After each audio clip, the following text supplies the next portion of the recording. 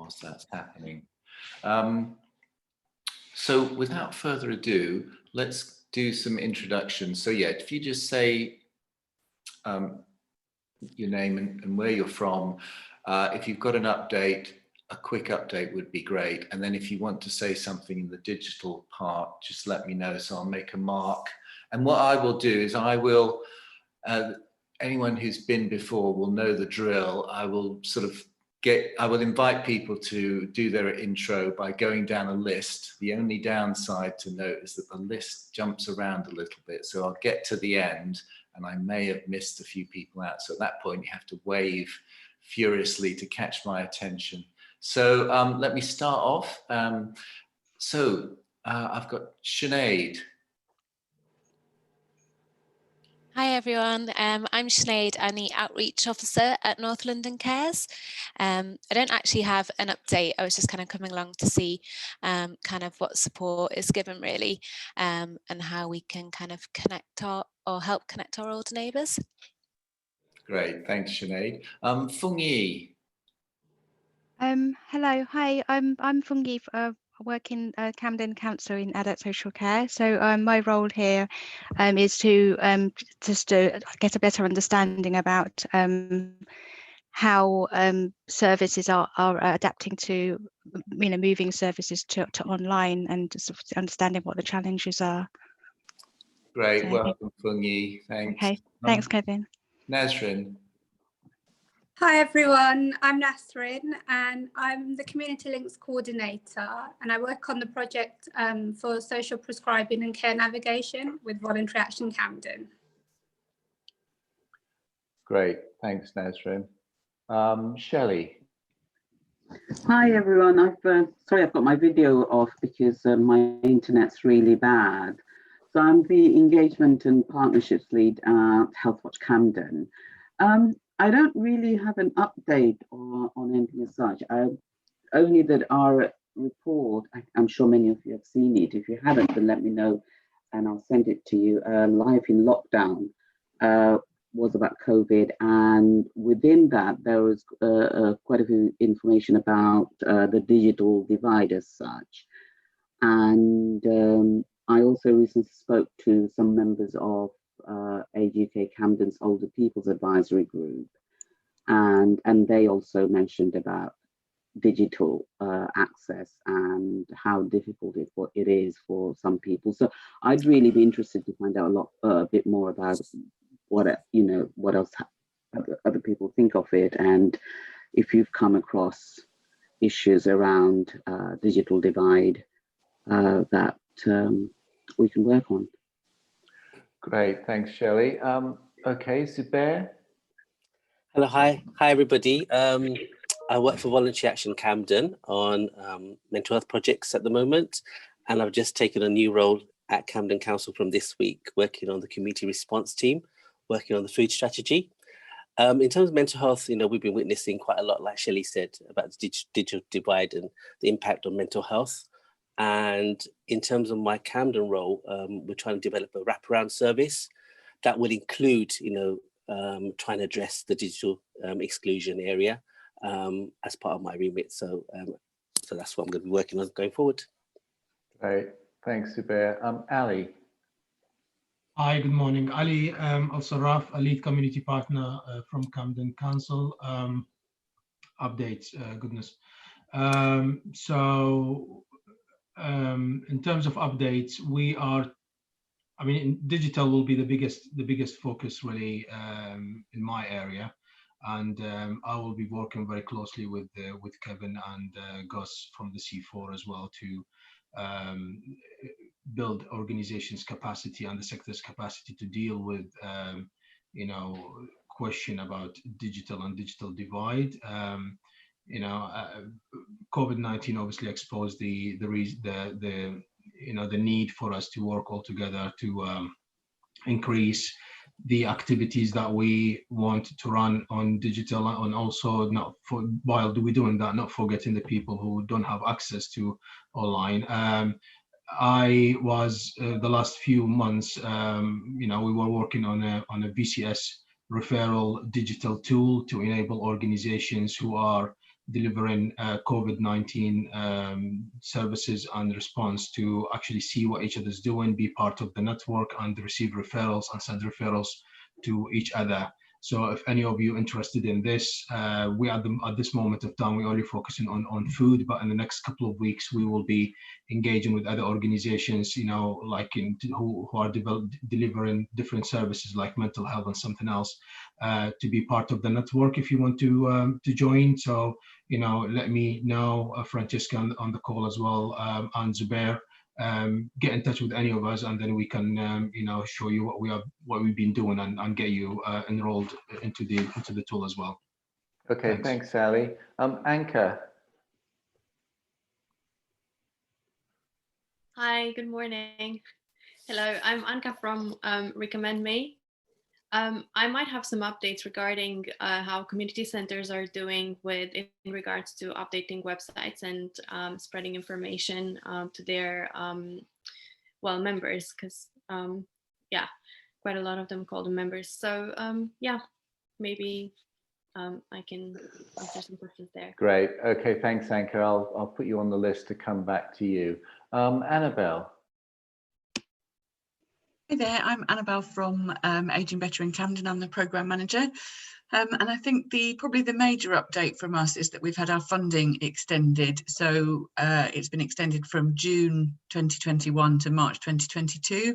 So we're really pleased about that, because it means we can keep more money in going to the voluntary sector to support older people who are experiencing social isolation and loneliness. And we've done various bits and bobs, and was talking about digital exclusion and digital divide yesterday a bit with delivery partners, so I could probably add a few bits onto that. Great, I'll come back to you then, Annabelle. Thanks for that. Ben Nemo. Hello. Can you hear me? Yes, Ben. Yes. Just tell us who you are and where you're from. I'm from the Skills Exchange Project, which is a new organisation set up in Camden, helping young people with employability issues. So I have no updates on digital, but as I'm new, so I'm just coming to just have a listen. Great. Okay. Thanks for joining us, Ben. Colin.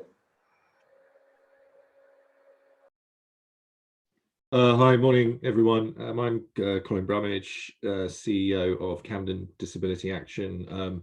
I won't give many updates, it will take a while, but I think the most important thing is that we have some money to put to address digital divide. We have some money for some equipment, laptops, so that we can support more people to get online. So it'd be good to perhaps have a chat around how we might be able to co-design that with the sector to make best use of that money.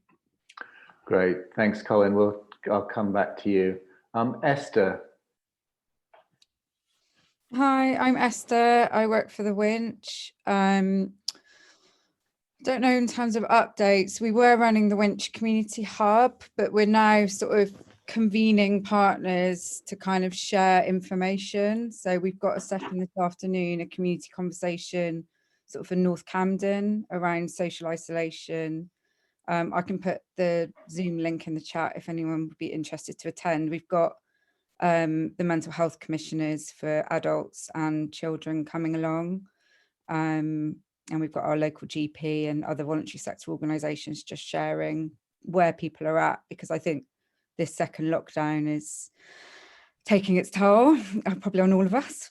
In terms of digital divide, we also had a small pot of funding where we were buying tablets and computers and credit and stuff for people as they came to us, and we've still got some of that pot left, so we're still able to do some of that. Great, I'll come back to you on the digital then, and yes, if you put that link in the chat, and that would be relevant, I guess, especially for anyone in the North Camden zone. Is that? Yeah, great. Okay, thanks, Esther. Gabriella. Morning, everyone. I'm Gabriella Toku. I'm the head of advice at Citizen Advice Camden. And just quickly to say, all our services are currently being delivered remotely, and we mostly do telephone appointments. We're trying to introduce video appointments because we feel that there's a stronger connection between caseworkers and service users, but obviously people are naturally resistant to change. So we're trying to ask them to join us on a Zoom call or a team meeting, team video sessions, with some success, but otherwise we're trying WhatsApp, sending documents via WhatsApp if they're not too confidential. We know it's safe, but just in case. And yes, I think gradually people are becoming more digitally aware, and I think service users have maybe relatives helping them or children. So we're seeing some progress, but it's slow. Great. Okay, thanks, Gabriella. Gus. Hi there, I'm Gus from C4, Camden Community Centres Consortium. So a job I do just 1 day a week.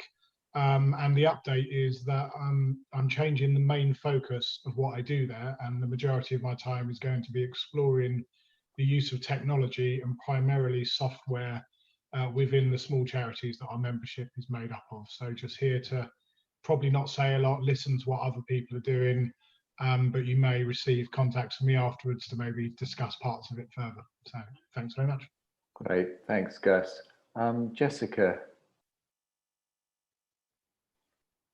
Hi, I'm Jessica Lawson. I work in adult social care for the council.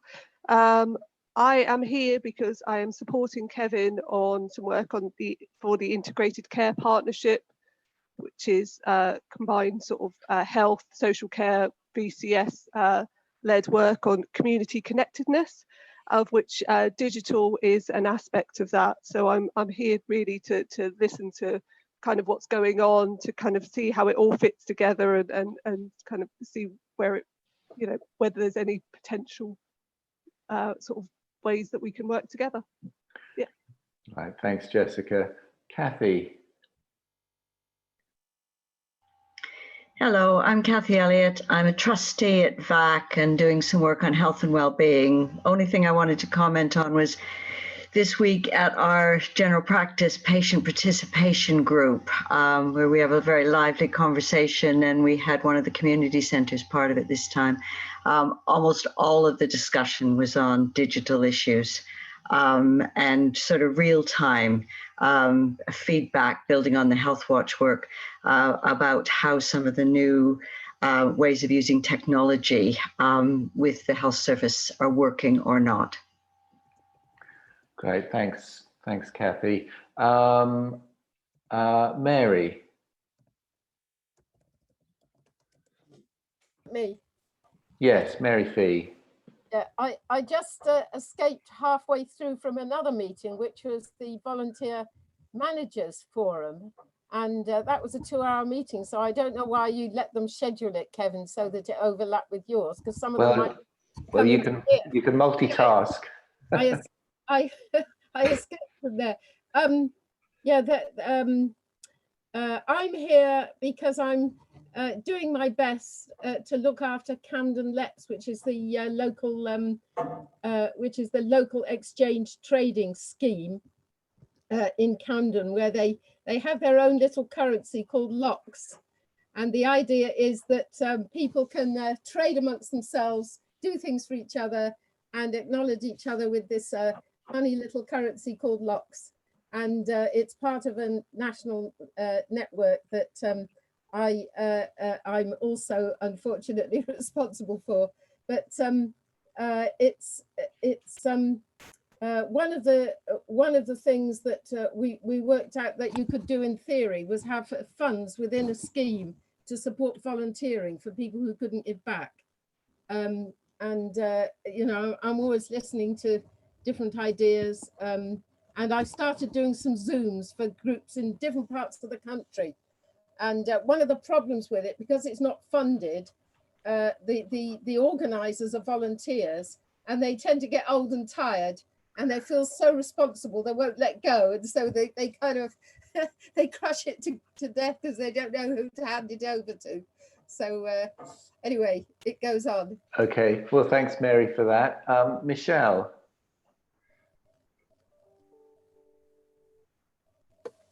Right, sorry, I'm here. I work for the co-op as a member pioneer. So I'm working with local community groups and food projects to see how we can improve things for local residents. And yes, I mean, during lockdown, this is one of the things I've been concerned about because, and I've raised it with the co-op nationally, because the co-op have set up a platform called Cooperate, which promotes community groups and events, online events.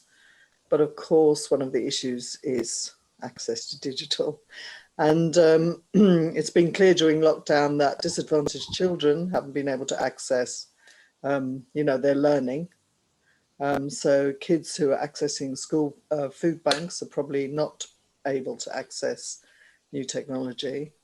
And then also, I mean, I have an interest in mental health, and it's become very clear that talking to the Mental Health Trust, where I live, which is actually in Haringey, that they have had huge problems connecting with their... Can you not hear me? Yes. They've had huge problems connecting with their service users during lockdown because they weren't seeing people face to face. And many of the service users who are benefits don't have credit, don't have smartphones, just, have struggled to access their appointments. So those are the sorts of things that I'm concerned about. And one of the other things I was trying to do was to identify the projects that are refurbishing tablets and phones. Yeah, that would be really useful information, and I'm sure Gus and other people would be interested if we, to have a list of who does refurbished tech. So great. Okay, I might come back to you then, Michelle. Thanks. Lisa. Sorry, I'm mute. Hi, I'm Lisa Cherylambous. I'm a community partner at London Borough of Camden. I've just moved over to Zubair's team. And really, I've got nothing more to add to what the others have said from the council. You can see it's a big issue for us because there's a lot of us here. Great. Okay, thanks, Lisa. Sharon.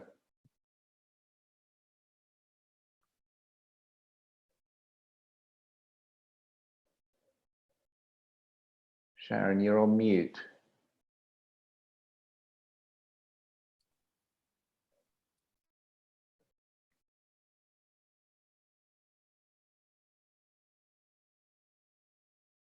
Sharon, we'll come back to you in a second. Oh, no, you're here. Go ahead. Go ahead. Hello. Obviously, there's a problem with technology at my end, so I'll probably need some training. But I'm Sharon, the director of West Euston Partnership. I suppose my only update really is that we're continuing to do our weekly newsletter that we've been doing since March of this year, and that obviously there are not everyone that can access it if they're not got access to computers or laptops or have a smartphone.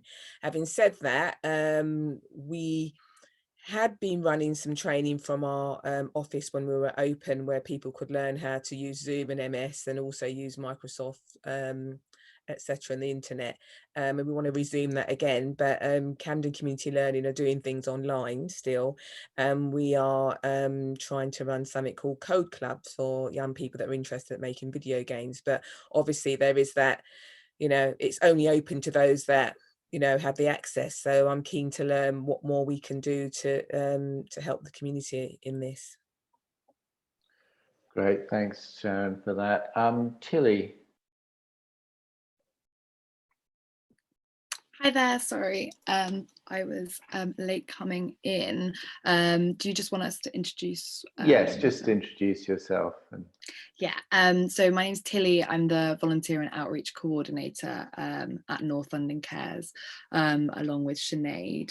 And yeah, we're working with over 65 St Islington and Camden, and we do social clubs with younger residents and older residents, and we've at the moment transitioned. A lot of our work is online via Zoom, and phone-in clubs for people who don't have internet.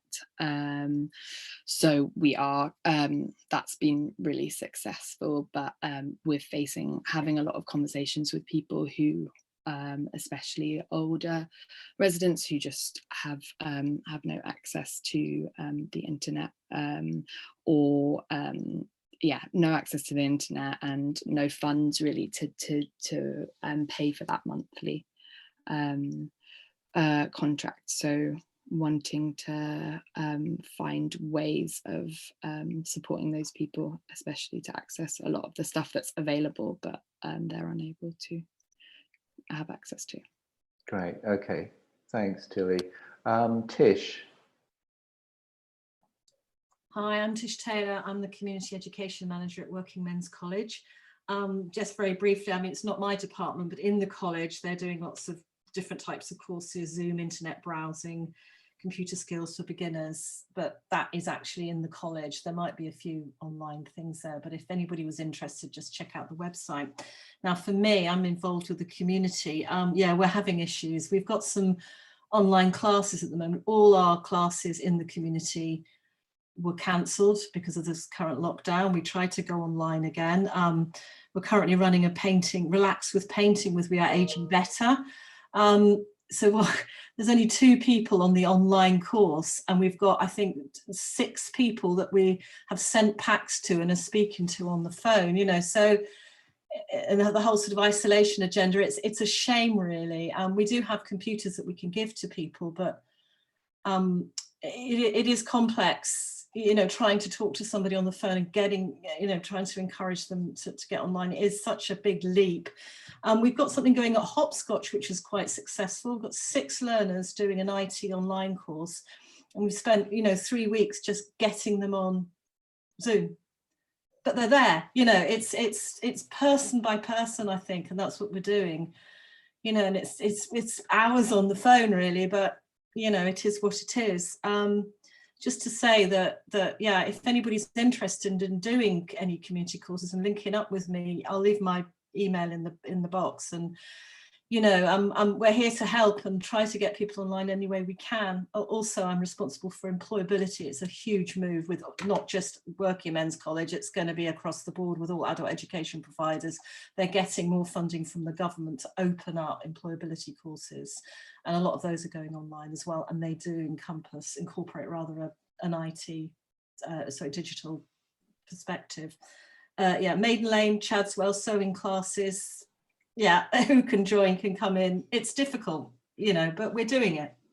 Right, thank you. Okay, thanks, Tish. I mean, that's really useful to hear, and hopefully we can come back and hear a bit more, because, and it's interesting that you worked with Hopscotch, because I know they're one of the organisations that did go out and buy a load of tablets and sort of struggle with this, getting people on, as you say, one at a time. Zubair. I've already spoken, Kevin. You have, sorry. I'm getting to this point where the list has sort of jumped around, and I've got to, I think Becca. Becca, just introduce yourself. Hi there, I'm Becca Dove. I'm not actually voluntary sector, although I've got lots of friends on the call. I manage family early help services at Camden Council. And just to say, a lot of what you're describing resonates for us too.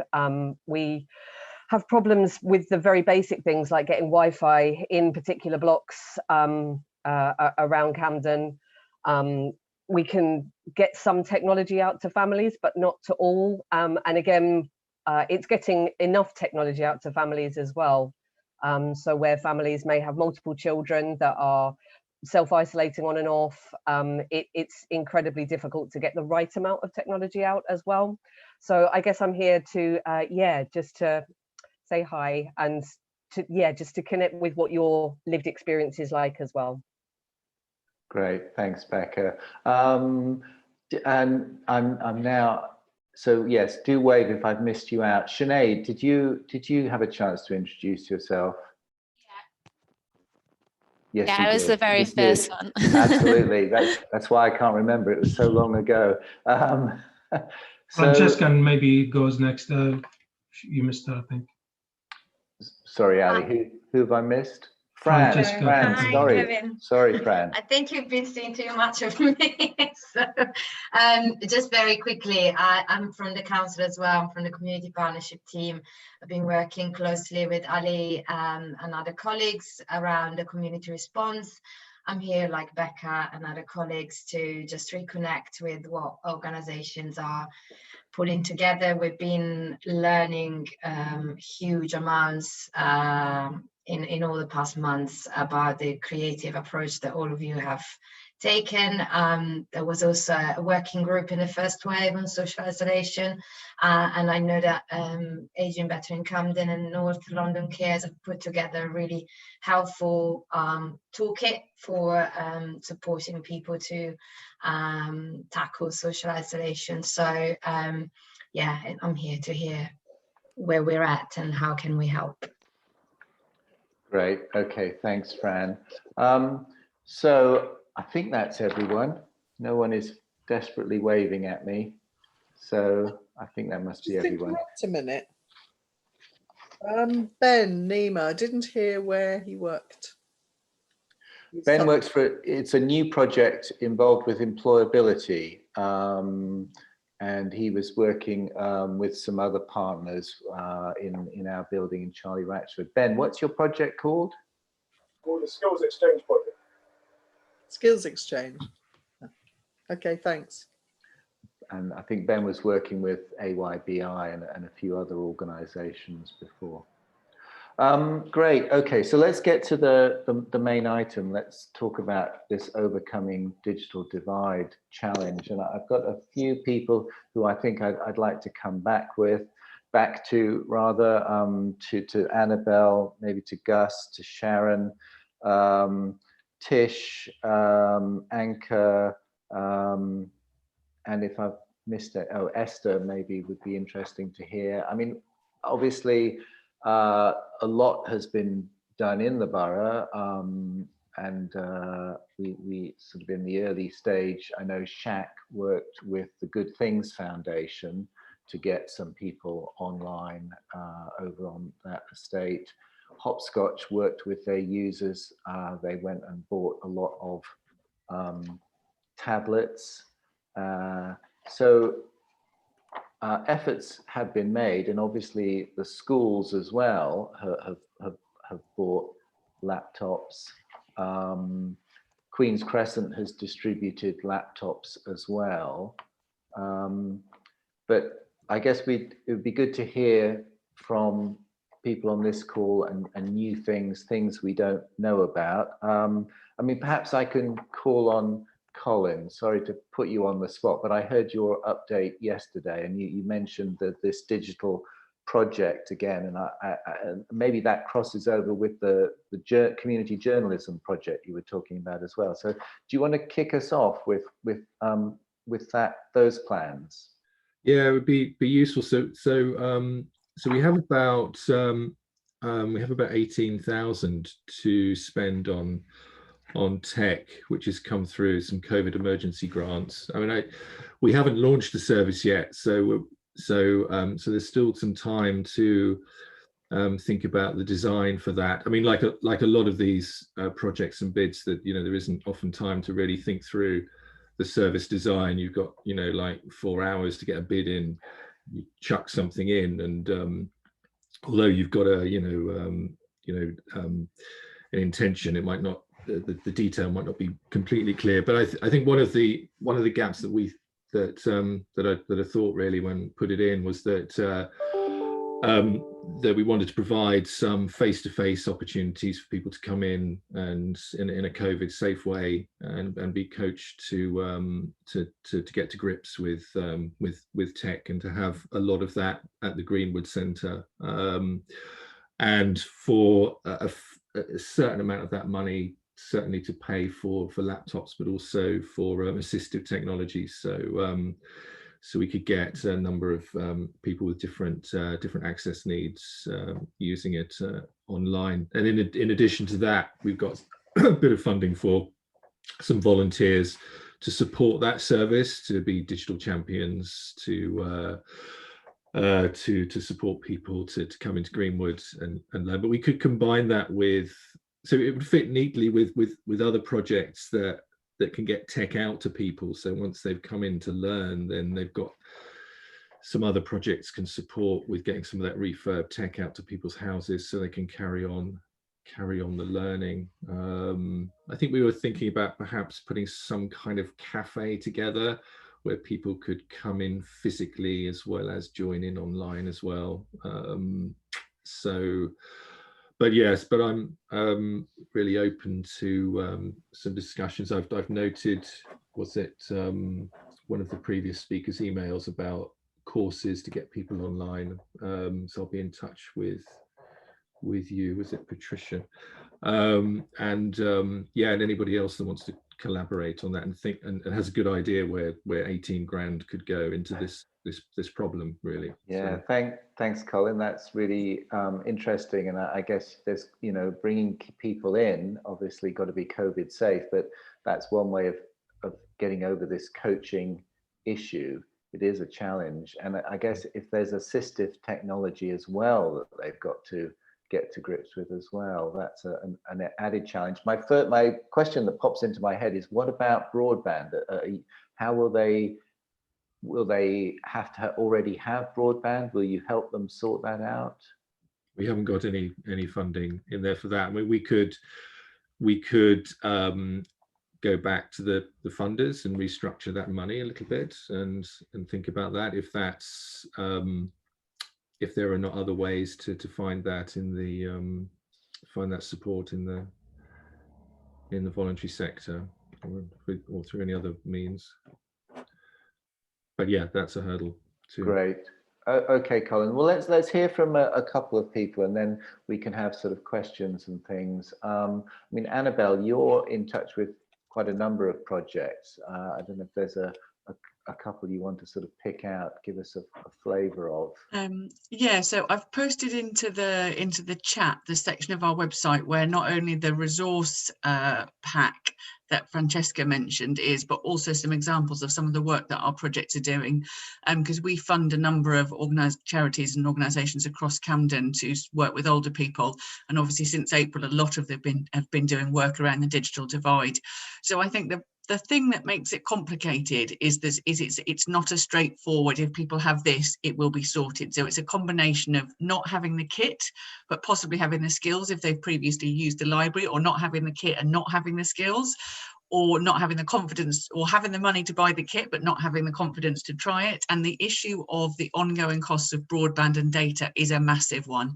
Even if you can give someone a tablet, if they have no money to buy the data, it's essentially totally pointless. And that is something that it's much harder because that's ongoing. So you can get money to give out a tablet quite easily, but saying I now want money to pay for this person's broadband for the next 2 years is a much more complex ask for funders, and it's also much more complicated for charities to do. How do you give that money out? Do you pay for it? So I think there's something in there that we still haven't necessarily quite worked out the best way to manage that for people.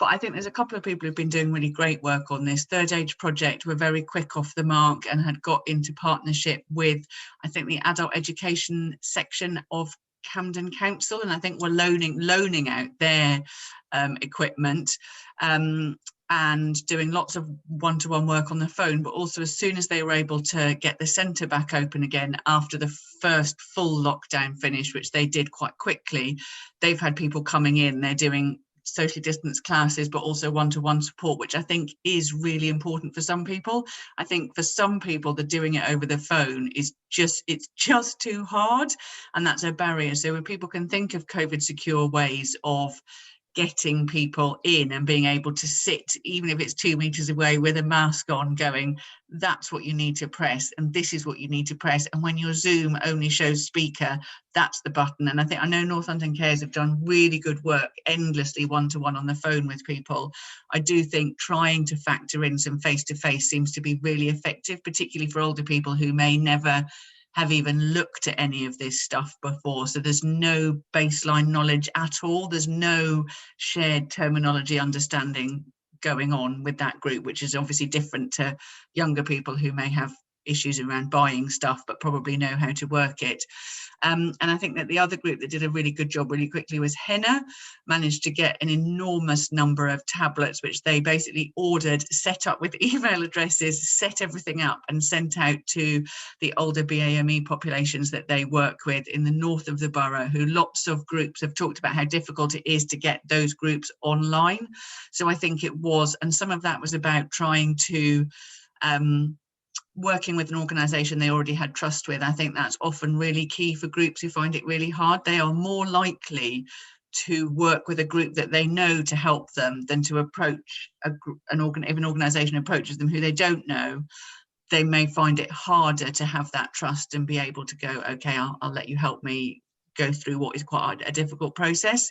So I think it's about kind of trying to keep it all in the mix, and also it's still going on. So they all did loads of work on it in April, but when we had a meeting yesterday, all of them are still doing this work. They are still slowly but surely, as you say, Kevin, person by person, getting people online. It's not a quick fix. I think it's a commitment that organisations have to make, and it's a lot of time and capacity. So it's also thinking about who funds that time, where does that time come from, and funders need to think about how we can support people, organisations, to create that time and what will allow them to not do that they'd said they were going to do, so that they have time to do that. It's about flexible, supportive funding and kind of stepping away from what you had agreed and going, right, let's look at that again. Actually, if you need an enormous amount of time to work with a small number of people, that's probably worth it. That's great, Annabelle. Thanks for that. And in a second, I think the next two I want to come to are probably Tish and Esther, but let's just pause for a second there and see if there are questions or comments. I mean, it really strikes me that, you've got to just it's not just getting the actual kit and the skills and the data, but then it's actually the confidence and, as you say, the trust as well, because there is a lot of fear around going online. Does anyone want to jump in at this point before we hear from the next couple of people? Yeah, Gabriella. I didn't have a question. I just wanted to say something quickly in case I don't have a chance by the end of this. But as it happened just before the lockdown in January, February, we did a quick survey with service users. So 2 surveys. One was for users of advice line, calling advice line or emailing in. But the other survey was for individuals who would walk into our emergency triage, and we wanted to know why they didn't call us, why they didn't. So on our website, we have a facility for people to complete the callback request, just a simple form asking for a callback. So they weren't doing that, and we wanted to know why. So we had a survey. It wasn't on a big scale, so don't quote me anywhere, but the results were that 35% of individuals said that they were walking in and they weren't calling us or going on our website because they didn't feel confident in using the internet. And then 8% said that they were only using the internet to access their emails. And the remaining said, yes, they use the internet, they go on the website, they just walked in because the door was open. But as you can see, about 43% of individuals walking in, they just didn't want to use the internet. Obviously, this is only for the survey for service user coming to our triage or emergency triage. The majority of people do call us, and when we did a survey with them, yeah, the majority were using the internet. It was just a matter of confidence and not really knowing how to use it. So, and we repeated the survey in the last couple of months, but again, this time we repeated the surveys only for individuals who either contacted us on the website or advice line. And it appears that confidence in using the internet had increased, but we're still wondering what happened to all those service users who were coming in our triage sessions, Some of them have been calling us since, but some of them we haven't heard from. So yeah, I think we're still concerned that there is a group of people who are just not accessing us or other services in any way. Thanks, Gabriella. Yes, and I think that is a really important point, that nationally we're often told it's a tiny percentage of people who aren't online and therefore are excluded, and yet whenever you talk to any service like yours, or probably many people on this call, it's a much higher percentage. I think that's a really important point to get across to funders. Sorry, Kevin, can I just flag one more little thing, and that's people keeping in their mind that people who have dementia or other cognitive issues won't be able to go online. Zoom calls and things are extremely difficult for people to manage. So for lots of that group, there's no support that will get them online. It's not about that. It's that actually Zoom calls, etc., are too difficult for them to manage cognitively.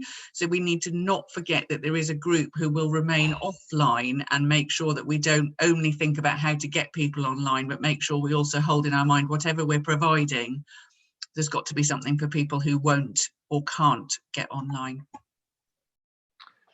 Absolutely.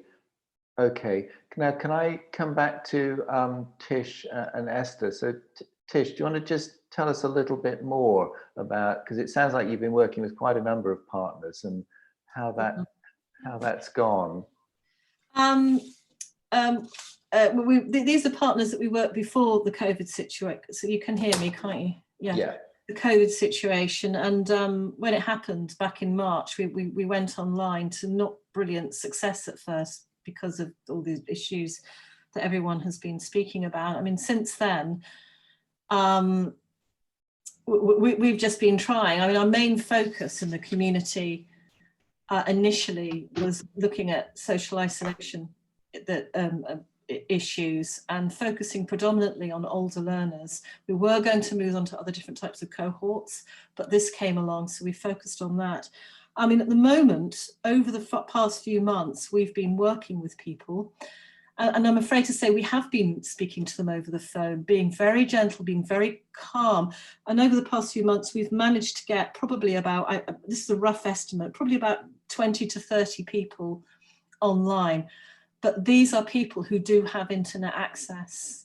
You know, I mean, I'm listening to what everyone's saying, and at the college, we've got money to buy laptops, and we've bought loads of Chromebooks, but it is the internet issue that we're having to face at the moment, because our funding doesn't cover that side of it. I think there was a bit of a blip there when you know, people, I don't know if we didn't consider it or not, but we're trying to get money for that issue at the moment. But going back, we've got a sewing class at Maiden Lane, and we've got, I think, Maiden Lane, we've got 6 people in that. Chadswell sewing class as well, we've got 9 people in that. We are aging better with Jessie Greaves. We've got 2 people, but like I said earlier, there's people who can't access it, so we're just sending them things through the post and giving them a call. Jess is giving them a call and trying to include people. I don't really know what else to say. I think you are right. It's so important to have that face-to-face time, but because I work in the community, a lot of the community centres have closed now, so we weren't able to have any space to have that one-to-one. I don't know who's open still, but colleges, because of the government, you know, where colleges come under schools and universities, we are obliged, is that the right word? Yeah, we are required to keep open. So we do have space in the colleges, all colleges in Camden and Islington and the local area. So there are spaces that we can have COVID secure spaces where we can do classes, but we do have the money to do it. You know, we have got the budget to do it. So that's what I'm trying to do at the moment, is reach out, contact people, anybody who wants a teacher and the content. I've written it in the chat box, it'll show what we do. You know, please contact me. Is that what you want? Yes, that okay, that's Kevin? useful, Tish. And it's an interesting point you've made about colleges, because I don't know if Annabelle, you know more, but of course, Mary Ward were quite involved in doing the sort of techie support at one point.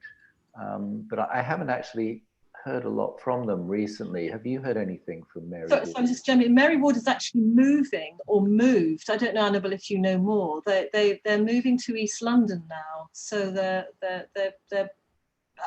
but they are still around. They'll be around for a bit. It's not happened yet. I think they're around. We were funding them specifically to do digital inclusion work with older people, but we're no longer, I mean, sadly, we're no longer doing that work. This would have been a good time to be doing it. So I don't know what else they're doing with the community centres. But it's interesting if colleges are open and sort of being more COVID safe, that gives us a sort of some bases to think about. Okay, Esther, can I come back to you? And then I've got a question from Michelle. But yeah, Esther, do you want to say more about the work that you've done? Yeah, I just wanted to respond to that point actually about what's open. So the winch is open, but because we're doing courses for parents with under fives and it's learning, so we are able to stay open. And because we're working with new parents as well, but in a COVID secure way. And one of the issues during lockdown last time is people were craving that face-to-face contact. So we did outdoor sessions to be COVID secure. Obviously, as the winter draws in, that's less able to happen. In terms of the digital exclusion, what we found, it was mainly the children and young people that we worked with that didn't have any way to get online. We've done a lot of work with England's Lane, and so there were quite a few families there that needed tablets for their children, so they could, as much as anything, have respite as parents, but also connect to online services and I guess activities for their children. Yeah, so that's kind of it really in terms of. How did what about the actual broadband? Was there Wi-Fi at England's Lane? No, the broadband was an issue actually. That was a big issue. So yeah, there is a bit of a blind spot there, that it's all very well having the equipment, but if you don't have the IT infrastructure in your home to put that on, that's problematic. And that was a problem initially at England Lane. Funders often divide their thinking into capital and revenue, and they're often quite happier to give capital, but then you end up with something like this actually spans both. The broadband would be seen as a revenue cost, the tablets would be a capital, which is maybe why they're not seeing the two together. I think in places like hostels though, where people don't control the broadband, who's the broadband supplier, then that could be an issue as well. Yes, and another issue is with hostels and care homes is that there's now a bit of an overload of the existing. They may have had broadband, but now that suddenly everyone is on it all the time, that is also an issue, I think. Okay, Michelle, you had a question, I think. I was just thinking really about the possibility for, I know some community centres during the lockdown, they booked sessions for families to come and use their facilities so that it would be COVID safe. So if the college is still open or other centres are still open, maybe that is a possibility that people could book sessions on a one-to-one basis. That's a good point. And of course, the many libraries are back open again. So that's a possibility as well. And the other thing is, I don't know if this is a solution, but I mean, I didn't even know about this, but when all my neighbours, their broadband went down completely from, from their broadband provider, and for nearly, well, almost more than a week, nobody had broadband, and some of them bought, you can buy data SIMs, can you? Because that's what they did to get around it. Yes, I mean, I think that's a way, instead of paying for people's broadband, if I don't know how long the SIMs last or how much data you can put on it. Oh yeah, that's a question. Yeah. Yeah, there's different ways of providing data, but there's still a cost. There's no free But it's data. cheaper than providing monthly broadband. That's what I was thinking.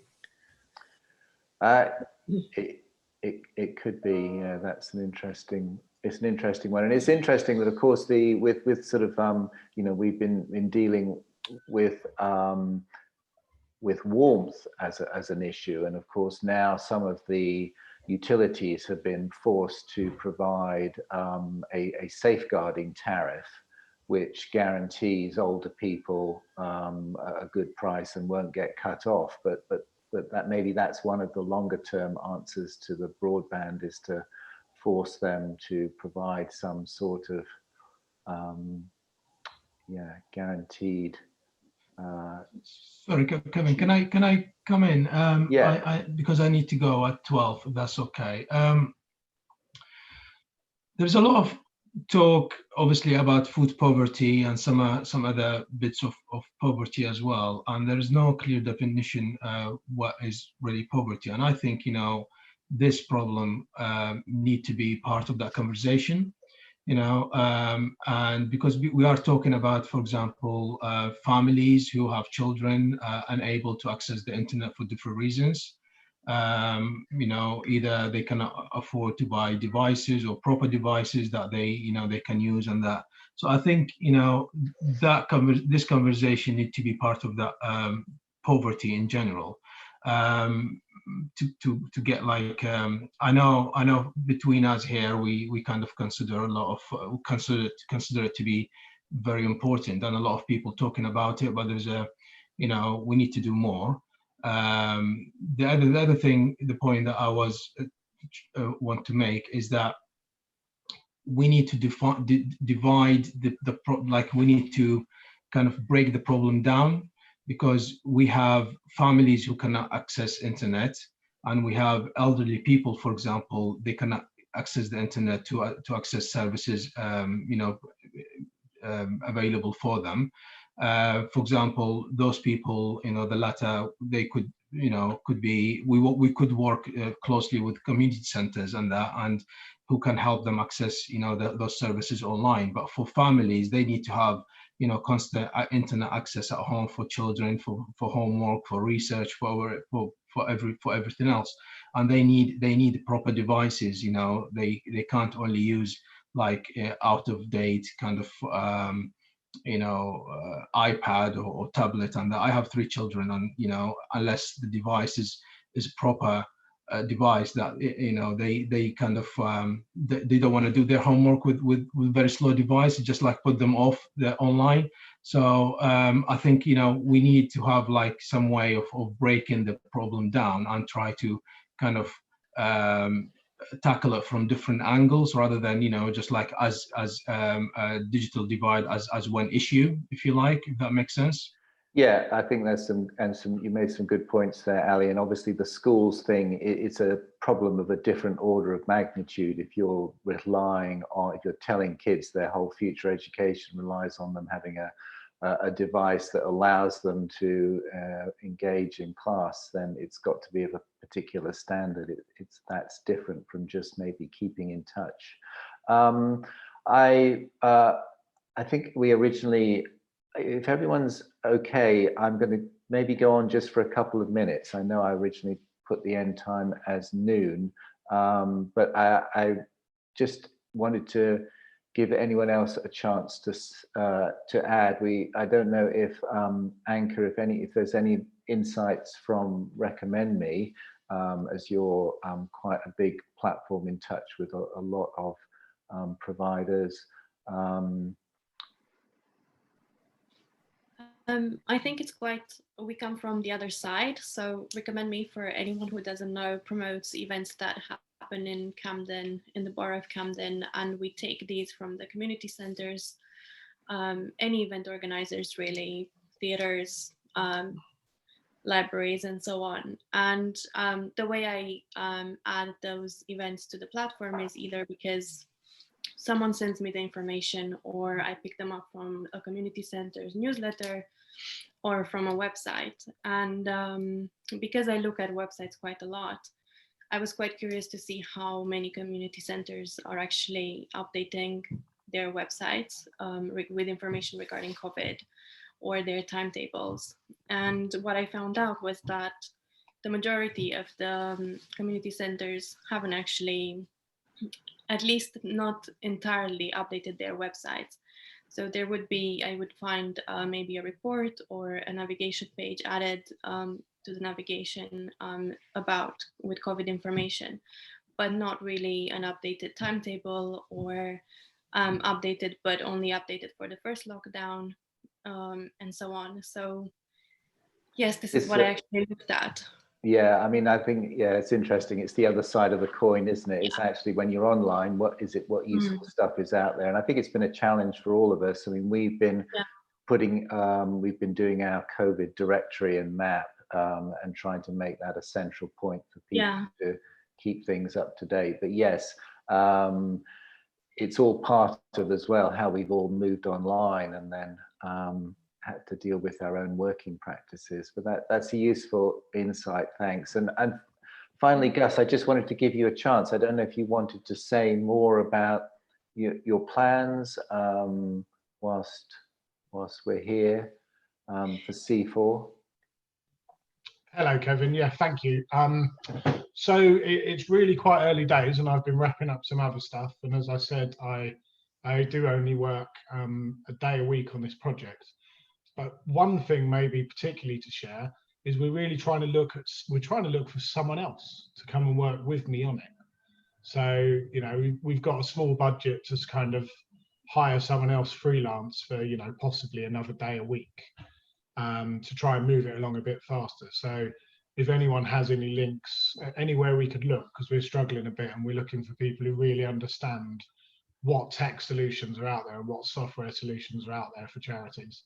But I guess essentially in a nutshell, what we're doing is first we're assessing where the organisations are in our membership, what software and technology do they use, what's their competence around it, what other plans have they maybe had that they haven't been able to implement and why, and what wider organisational issues do they have, even if they don't believe that those could be solved with technology. We'll be looking to then do some stuff to cover some of those where, you know, what are the links? So there are 5 organisations all interested in doing this one thing together, working through that. And then there will be a sort of narrowing of focus as we go, where we work out what are the maybe 1 or 2 areas that we want to specifically engage on, whether that's specifically around the digital divide or whether it's monitoring evaluation for, you know, increased impact evaluation. And then the later part, which again involves everyone here, I guess, is very much trying to really learn from others, but then as we go, share what we do. So yeah, in a nutshell, that's us at the moment and me. Great. Okay. Thanks, Gus. So lots of plans, lots of things in motion. I'm going to wind things up now. First of all, I think I missed out in the intros. Diane, just you can. This is completely back to front, but you can introduce yourself at the end.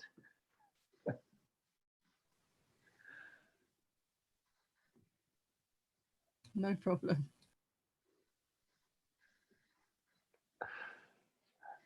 Oh, okay.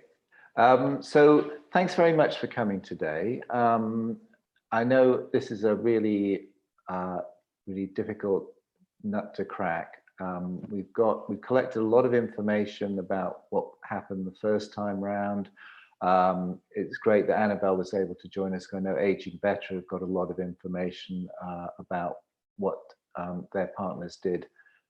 And we will write up what we've learned today. We're still going to find out over the next few weeks a little bit more, and then we're going to write it up to try and get a picture of what's been done to overcome the digital divide in Camden in the last 8 months. So hopefully that will be a short accessible report that will be out hopefully by the end of the year. So next time we're meeting in December, again, 3rd Wednesday at 11. What we are thinking of looking at is this issue of neighborhoods has come up as an issue, about a way of connecting with people locally, a way of connecting into services locally, a way of connecting to council, to health and to others. So I think that will be the focus. I don't have plans beyond that. So if you've got thoughts on what would be useful or how we could structure that, then please do let us know. But otherwise, unless anyone has any last minute AOBs, I'm going to draw today's forum to a close. Okay, I'm going to close it. Okay. Thanks Kevin. For coming, Thank you. everyone. Thanks you. everyone. Thank you. Bye-bye. Thanks, bye. Bye, everyone.